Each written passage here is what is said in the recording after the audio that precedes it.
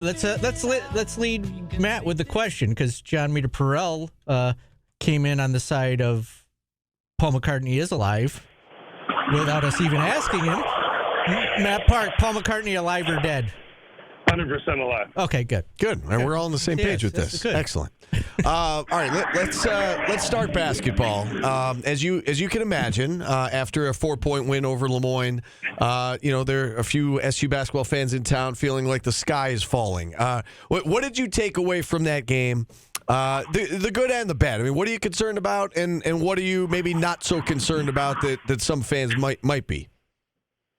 Well, I think it's easier to start on the second part. I mean, the sky's never falling after one game. Right. I think over time we've just become more prone to exaggerating and thinking that everything is a bigger deal than it really is. We could go on and on about that one probably, but so that's number one. I don't think it's one that you come out of there doing cartwheels over, but it was a win. I think the perception is that Lemoyne's a bunch of scrubs from Division II, and how could they possibly compete? So I think that's kind of overblown. But my biggest concern would be there just wasn't sharpness. That every pass seemed like it was kind of double caught or missed layups. The kind of thing that you should, especially against an opponent where you do have significantly better material, come out and put one of those guys through the rim. And that part of it was concerning. Just maybe a lack of juice, I think. I'm not terribly worried going forward. It's too small a sample size right now to have that position, in my opinion. But, yeah, you'd like to see them be better, really, in every respect. Certainly defense is going to be talked about all the time because you're never completely satisfied. I mean, no coach in the history of any sport has ever said, that's the best we can play defense ever, and I hope it's like that every you're always going to want to get better there. So long way to go, long season. They got one out of the way, and I think they're fortunate here that there's a week-long lead up to the next game.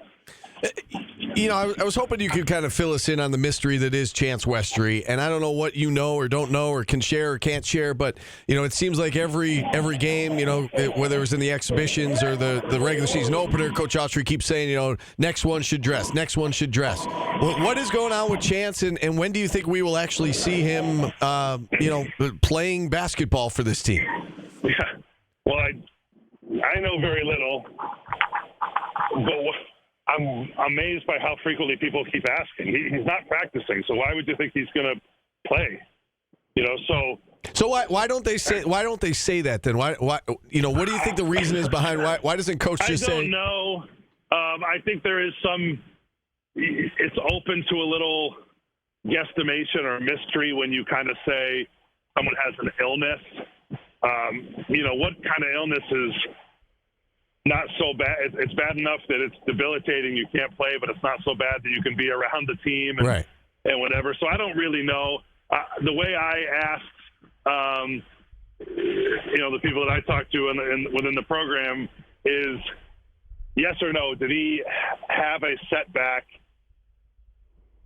unrelated to the previous knee injury? In other words, he was on track to play this year based on all the stuff that sidelined him from last year. Did he have a setback preseason? Yes, he did. He had a setback. The way that's being phrased as an illness, I don't really know what the situation is with him. I just know that when I go to practice, everybody else is on the court and he's on the bike. Yeah. So he's not. I mean, could he suit up for a game? Yeah. So what? He's not going to play. Like he get a minute or two? I mean, I'm not putting the guy in the game that hasn't practiced with his teammates and that kind of thing. So he's got to be a ways off. Now, is that a ways off 2 weeks or a month or more? I don't know that right now. Yeah, it is a mystery, and I think everybody's curious because we keep hearing about how good he is. Last year we heard how good he was, and then it just seems like every time it's about time to see Chance. He's been gone so long. Yeah, right. you could be the greatest. You sidelined for 2 years. Yeah, right.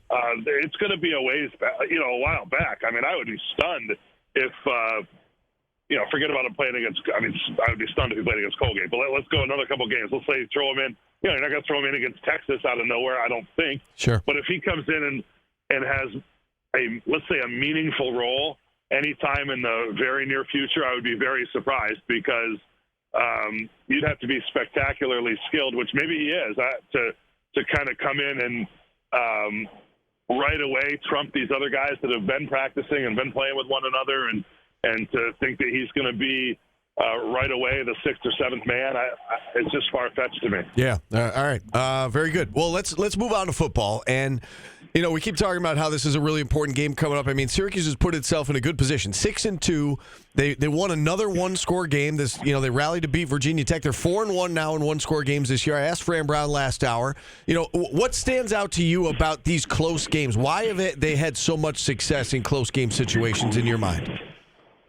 Focus, I think. I think there's times where they obviously have played a little sloppy. They're certainly prone to turnovers and penalties, and those types of things have bounced up on them.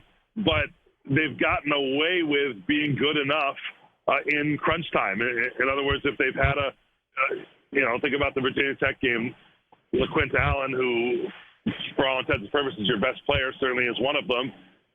He gets what looks to be a pretty cheap personal foul. Well, what happens to Virginia Tech the next play? They've got a penalty that cancels it out. So they've had a few of those things kind of work their way. I think the quarterback is such a influence and such a boost to the whole lineup that it plays itself out in a lot of ways, seen and unseen. I think that happens on the defensive side with Marlo Wack, does that too.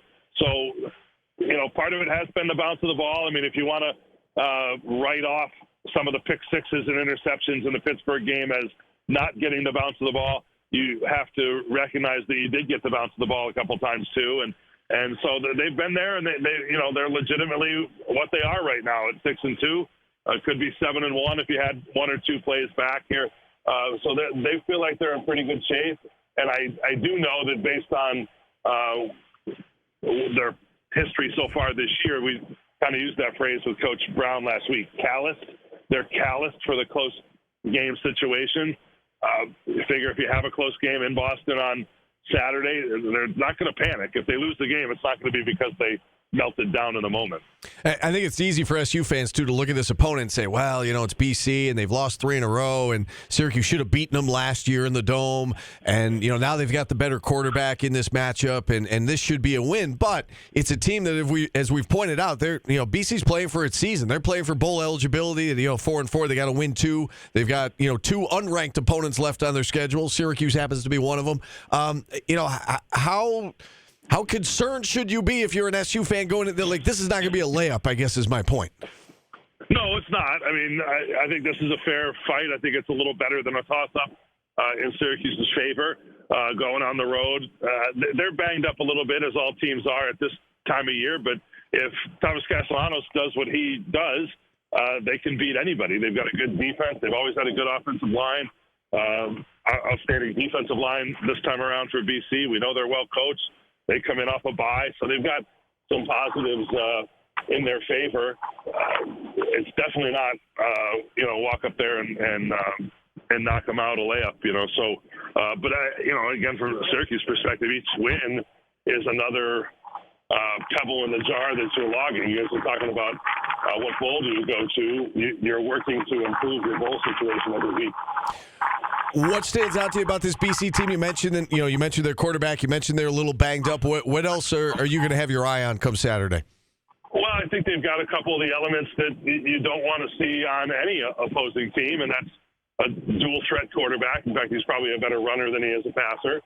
And with a pass rusher like Donovan Ezeraku, that's somebody that can really put Kyle McCord in a bind or disrupt the Syracuse passing game, which for now has been their bread and butter, at least to maybe set up the running game with LaQuint down the road. So, I don't think Syracuse is so much better than BC that they could withstand a turnover here or there or that type of thing. So you've got to go up and play clean football, and I'm pretty confident that they will. And I guess last question for you, big picture question. We saw that the first set of rankings have been released for the college football playoff. SMU, the first team out. What do you make of where the ACC kind of falls in line with everybody else right now? Miami's got a top 4 seed, SMU's right there, and then several other teams hanging around the top 20. Yeah, first thought is it's early, so don't pay that much attention to it. There's a lot of football to be played to work your way into the right positions. We all know that in both football and basketball, we talk about this, the ACC could use a little reputation boost, relative to where the SEC and the Big Ten are. And, people sort of pencil in the SEC teams and give them the benefit of the doubt and that kind of thing.